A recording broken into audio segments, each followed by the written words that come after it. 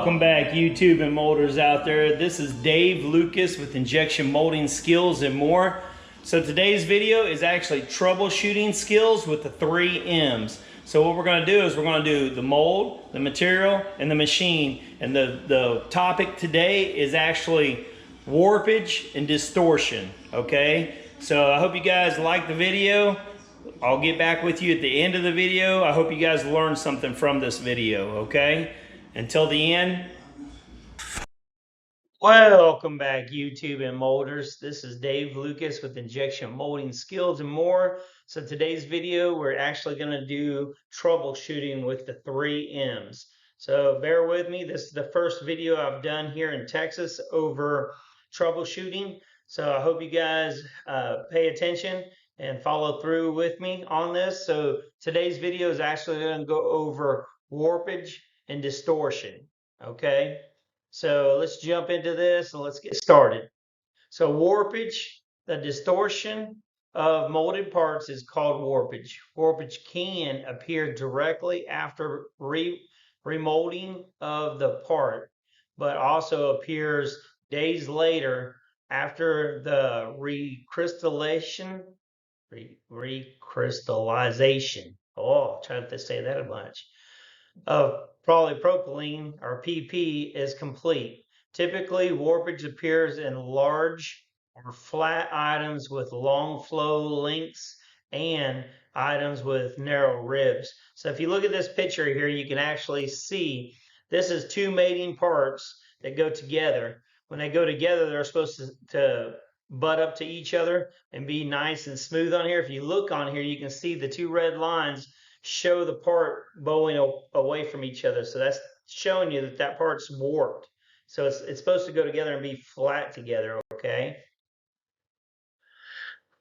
Warpage can be caused by part ejected too hot, improperly balanced core or cavity temperature, inaccurate or poor location of knockout mechanism, overpacking in the gate area because of high injection pressure, mold and stress due to low stock temperature or mold too cold, improper part design or non-uniform walls, improper balance, multiple gates, flow too long, insufficient gates. Okay, so if you look at this other part here, this is supposed to be a flat part. You can see it at one end of it, it's flat down, but then it starts warping as it gets to the end of the part. So you have to pay attention to that kind of stuff, okay? So going into the 3 M's, the first one we're going to look at is the mold. So these are some things you can do on the mold side to fix the issue. So increase mold temperature or decrease mold temperature. So think about it. If you're using a thermolator like this thermolator in the picture here, you can adjust your heats on both sides of your mold.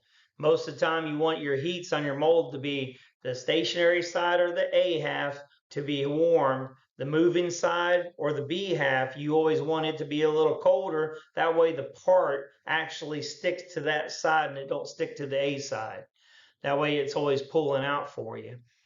Check for balance, melt flow, and multiple cavity tool.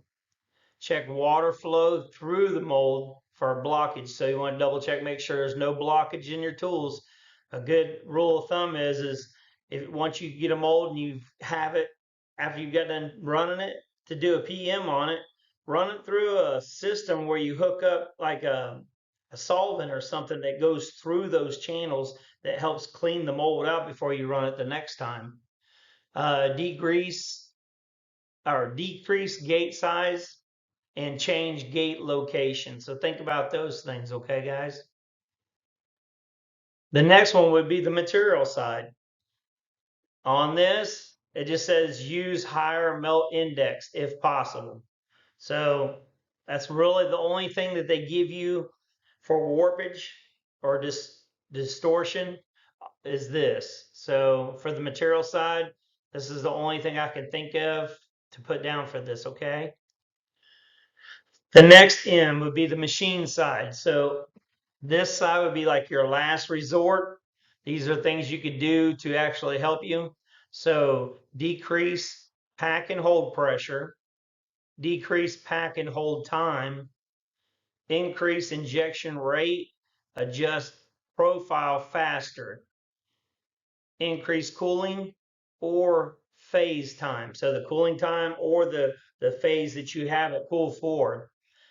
Decrease screw back pressure, increase screw back pressure, increase barrel temperature, decrease barrel temperature, decrease ejection speed or profile of ejectors, and then decrease clamp breakaway speed. So when it's breaking away, it's only breaking away real slow. Sometimes if you pull real hard, the part wants to stick into this side, onto the stationary side. So then when you go to open it up, what happens is it wants to stick and then pull and bend and warp and all that. So think about that. A lot of these things on here, it's telling you to increase or to decrease. So think about that. You go one way with it. If it doesn't work, take it back to the setting that you had it at and then try the other way. It's always a fine balance. You always got to look at it like that and say, okay, I'm going to go this way. If it doesn't work, then I'm going to put it back and go another way. Don't be one of those guys that changes like 5 or 6 different things and then you don't know exactly what fixed the problem. Last but least, I wanted to tell you guys thank you for following the channel. Please like, share, and subscribe. Till the next video, I'm going to try to do one of these every Wednesday, so smash that like button down there. It really does help the channel. Until next time, peace. Okay, guys, I hope you guys enjoyed that video. I hope it was informative. I hope you guys learned something from it. And using the 3 M's, like I said, mold, material, machine. Always think about it that way, and always think about making one change that affects everything else. If it doesn't fix it, take it back and make another one change. Let it run for a little bit. Don't be over there, okay? So please like, share, subscribe, smash that like button. It does help the channel. Until tomorrow, I will have quiz 58 tomorrow around 5 p.m. Central Time. So peace, guys.